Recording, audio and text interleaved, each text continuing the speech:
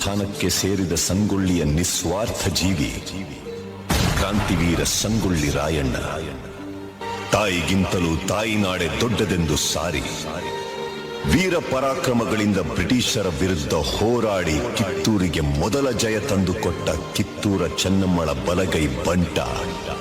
ಕರುನಾಡಿನ ಜನರ ಮನಮನೆಗಳಲ್ಲಿ ಕ್ರಾಂತಿ ಜ್ಯೋತಿ ಹಚ್ಚಿದ ವೀರ ಸೇನಾನಿ ಕ್ರಾಂತಿವೀರ ಸಂಗೊಳ್ಳಿ ರಾಯಣ್ಣ.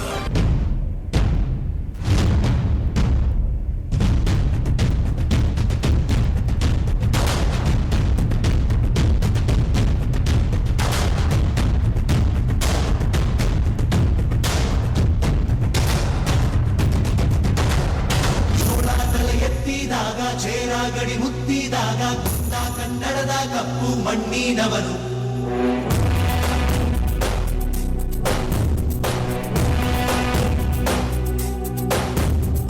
ವಜ್ರ ಬಲ್ಲಾಳ ರಾಯ, ಸೋಗೆ ಬಲ್ಲಾಳ ರಾಯ, ಕತ್ತಿಗಲೆ ಬಿತ್ತಿ ಹೋದ ವಂಶಾದವನು. ಈ ಸೀಮೆಗೆ ಶಿವ ನೀಡಿದ ವರವೋ, ಈ ಊರಿಗೆ ಇವಾಲದ ಮರವೋ. ಮೂರು ಸುತ್ತಿನ ಕ್ವಾಟೆ ಕಸ್ತಿಗೆ ನಿಂತ ಗರಡಿ ಮನೆ ನಾಯಕ. 6,000 ದಂಡು ಬಂದರು ಬಿಡನು ಕಾವಲಿನ ಕಾಯಕ.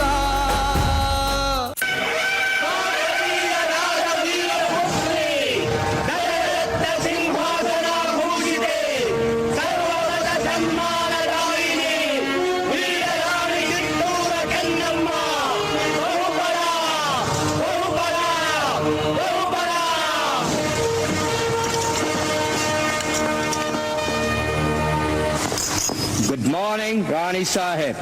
ಕುಳಿತುಕೊಳ್ಳಿ. Thank you, thank you. ವಿಷಯವೇನೆಂದು ಕೇಳಿ ಮಹಾಮಂತ್ರಿಗಳೇ. ಸಾಹೇಬರೇ, ತಾವು ಬಂದ ವಿಚಾರ ತಾಯಿಯವರಿಗೆ ತಿಳಿಸಿ. ನೀವು ಮನ್ರು ಒಪ್ಪಂದದ ಪರುಕಾರ ಕಪ್ಪವನ್ನು ಕೊಡುತ್ತಿಲ್ಲ ಯಾಕೆ? ಕಪ್ಪ? ನಾವು ನಿಮಗೆ ಕಪ್ಪ ಕೊಡಬೇಕೆ? ಕಪ್ಪ ಕೊಡಲು ನೀವೇನು ನಮ್ಮ ಒಡ ಹುಟ್ಟಿದವರೇ, ಬಂಧು ಬಳಗದವರೇ, ಇಲ್ಲ ತಾಯಾದಿಗಳೇ? ನಿಮಗೇಕೆ ಕೊಡಬೇಕು ಕಪ್ಪ? ಕಿತ್ತೂರು ನಿಮ್ಮಪ್ಪ, ತಾತ, ಮುತ್ತಾತಂದಿರು ಕಟ್ಟಿ ಬೆಳೆಸಿದ ಆಸ್ತಿ ಅಲ್ಲ, ಕನ್ನಡಿಗರ ಆಸ್ತಿ. ಹೀಗಿರುವಾಗ ನಿಮಗೇಕೆ ಕೊಡಬೇಕು ಕಪ್ಪ? ನೀವೇನು ಕಿತ್ತೂರನ್ನು ಕಟ್ಟಿದವರೇ, ಬೆಳೆಸಿದವರೇ, ಕಿತ್ತೂರಿನ ಸುಖ ದುಃಖಗಳಲ್ಲಿ ಭಾಗಿಯಾದವರೇ. ನಿಮಗೇಕೆ ಕೊಡಬೇಕು ಕಪ್ಪ? ನೀವು ಚಿಮ್ಮದಂದಿಕೆ ಚಲಾಟ ಆಡುತ್ತಿರುವಿರಿ. ಇದರಿಂದ ಕಿತ್ತೂರಿನ ಪ್ರಾಣಹಾನಿ ಮಾನಹಾನಿ ಆಗುವುದು ಖಂಡಿತ.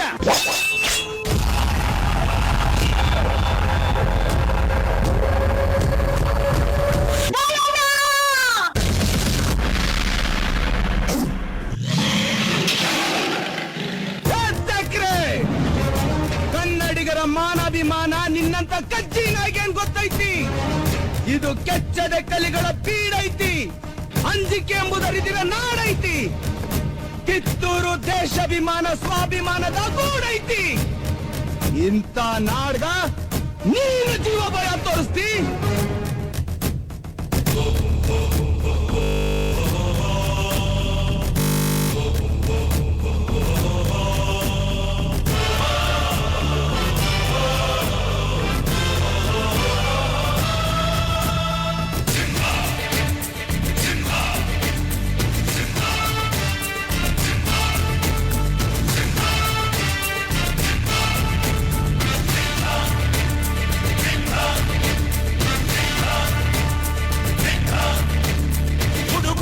ಗುಡುಗಿನಲು ಎದೆಗುಂದದೆ ಆರ್ಭಟಿಸಿದೆ. ಸಿಡಿ ಸಿಡಿಯುವ ಸಿಡಿಲಿನಲು ಅಂಜದೆಯೇ ಗರ್ಜಿಸಿದೆ. ಹೆಜ್ಜೆಲೆ ಅಚ್ಚೊತ್ತಿದೆ ಕಟು ಸತ್ಯವು ಧರ್ಮ. ಕಣ್ಬಿಟ್ಟರೆ ಎದುರಾಣಿಯು ಭಸ್ಮವೇ ನರಸಿಂಹ.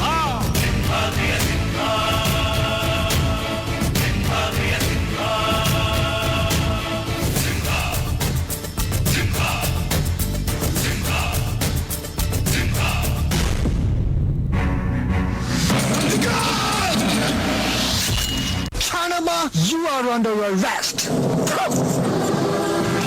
ಕೇಳಿ, ಒಂದು ಹೆಣ್ಣನ್ನು ರಣನೀತಿಯಿಂದ ಗೆಲ್ಲಲಾಗದೆ ವಂಚನೆಯಿಂದ ಬಂಧಿಸಲು ಬಂದಿರುವೆಯಾ ಫಿರಂಗಿ ನಾಯಿ?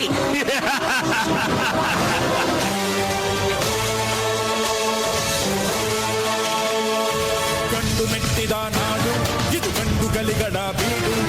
ಗಂಡು ಮೆಟ್ಟಿದ ನಾಡು ಇದು ಗಂಡುಗಲಿಗಳ ಬೀಡು.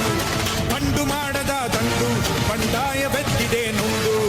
ಬಂಡು ಮಾಡದ ದಂಡು ಬಂಡಾಯ ಬೆತ್ತಿದೆ ನುಂಡು. ಕಾಡು ಮೇಡನು ಅಲೆದು ಕಟ್ಟುಪಾಡನು ಮುರಿದು. ಕಾಡು ಮೇಡನು ಅಲೆದು ಕಟ್ಟುಪಾಡನು ಮುರಿದು. ಫಿರಂಗಿ ಪುಂಡರ ರುಂಡವ ಕಡಿಯಲು ಶಸ್ತ್ರಧಾರಿ ಶಕ್ತಿಯಾಗಿ ನುಂಗಿದೆ ನೋಡು. ಗಂಡು ಮೆಟ್ಟಿದ ನಾಡು ಇದು ಗಂಡುಗಲಿಗಳ ಬೀಡು. ಗಂಡು ಮೆಟ್ಟಿದ ನಾಡು ಇದು ಗಂಡುಗಲಿಗಳ ಬೀಡು.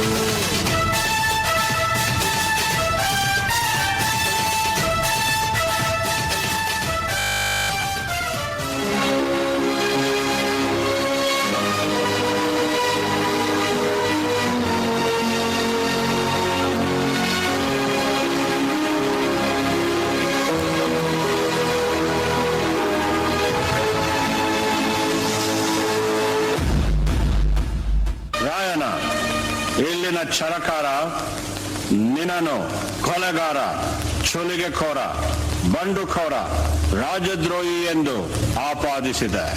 ರೀ ಜಡ್ ಸಾಹೇಬ್ರ, ನಾ ಸುಲಿಗೆ ಕೋರ ಅಲ್ರಿ, ಸ್ವಾತಂತ್ರ್ಯ ಹೋರಾಟಗಾರ. ನಾ ಸುಲಿಗೆ ಮಾಡಿದ್ದು ನಮ್ ದೇಶದ ಸಂಪತ್ತ ದೋಚೋ ನನ್ ಮಕ್ಕಳನ್ನ. ನಾ ಕೊಲೆಗಾರ ಅಲ್ರಿ, ಸಾಮಾನ್ಯ ವಾಲಿಕಾರ. ಆದ್ರ ನಾ ಕೊಂದಿದ್ದು ದೇಶದ್ರೋಹಿಗಳನ್ನ. ತಪ್ಪೆಜ್ಜೆ ಇಟ್ಟು ತಪ್ಪು ಮಾಡಿ ಆ ತಪ್ಪನ ನಮ್ ತಲೆ ಕಟ್ಟಿ ನಮ್ಮನ್ನ ಅಪರಾಧಿಗಳಂತ ಕರಿತೀರಿ ಕುಂಪಣಿ ಸರ್ಕಾರಿ ಕಚಿಕಾರ. ರಾಯಣ್ಣನ ಉಳಿದ ಸಹಾಯಕರಾದ ಬಾಳನಾಯಕ, ಬಸವಲಿಂಗಪ್ಪ, ಕರಿಬಸಪ್ಪ, ಭೀಮಪ್ಪ, ಕೆಂಚಪ್ಪ ಮತ್ತು ಅಪ್ಪಾಜಿ ನಾಯಕರಿಗೆ ಗಲ್ಲು ಶಿಕ್ಷೆ ವಿಧಿಸಿದೆ. ಈ ಅಪರಾಧಗಳಿಗೆಲ್ಲ ಮುಖ್ಯ ಕಾರಣಕರ್ತನಾದ ರಾಯಣ್ಣನನ್ನು ರಾಜದ್ರೋಹಿ, ದಂಗೆಕೋರ, ಅಪರಾಧಿ ಎಂದು ಪರಿಗಣಿಸಿ 26/1/1831 ಗಲ್ಲು ಶಿಕ್ಷೆಗೆ ಗುರಿ ಮಾಡಬೇಕೆಂದು ನ್ಯಾಯಾಲಯವು ಆಜ್ಞೆ ಮಾಡುತ್ತಿದೆ.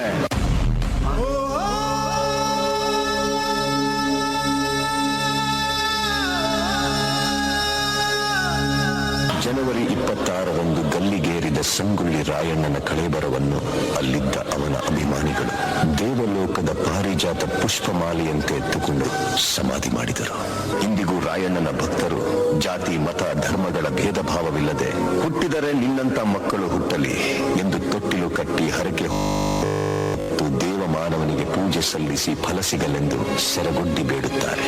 ರಾಷ್ಟ್ರಪ್ರೇಮಿ ಸಂಗೊಳ್ಳಿ ರಾಯಣ್ಣ ಮರಣವಾದ ಸುಮಾರು 116 ವರ್ಷಗಳ ನಂತರ ನಟ್ಟ ನಡು ರಾತ್ರಿಯಲ್ಲಿ ದೇಶ ಬಿಟ್ಟು ಹೋಗುವ ಪ್ರಸಂಗ ಬ್ರಿಟಿಷರಿಗೆ ಬಂದೊದಗಿತು.